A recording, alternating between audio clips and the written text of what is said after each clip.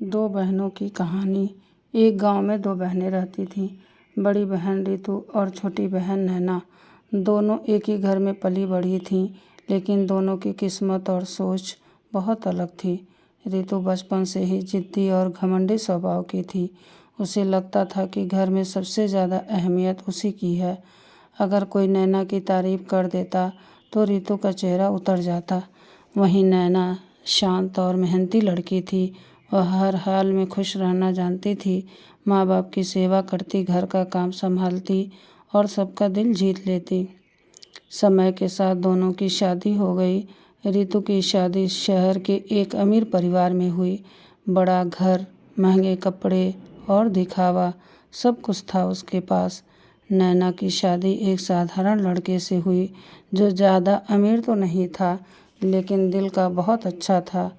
रितु हमेशा नैना को ताने देती, तेरी जिंदगी में रखा ही क्या है, ना पैसा ना बड़ा घर।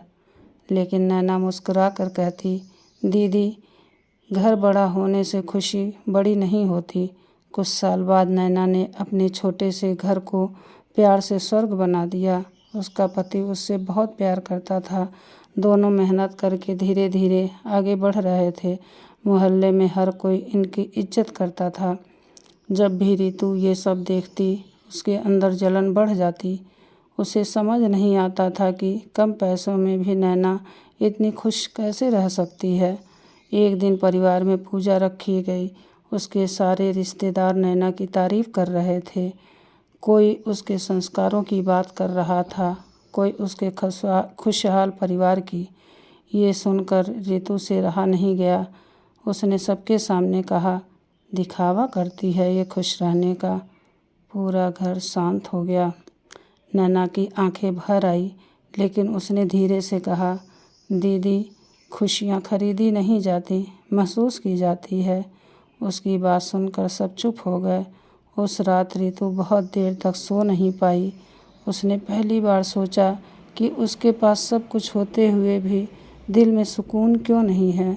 उसे एहसास हुआ कि वह अपनी छोटी बहन की खुशी से जलते जलते खुद के अंदर से खाली हो गई है। अगली सुबह रितु नैना के घर गई। नैना दरवाज़ा खोलकर कुछ समझ पाती, उससे पहले ही रितु रोते हुए उसके गले लग गई। मुझे माफ़ कर दे नैना, मैं तेरी खुशी कभी बर्दाश्त नहीं कर पाई।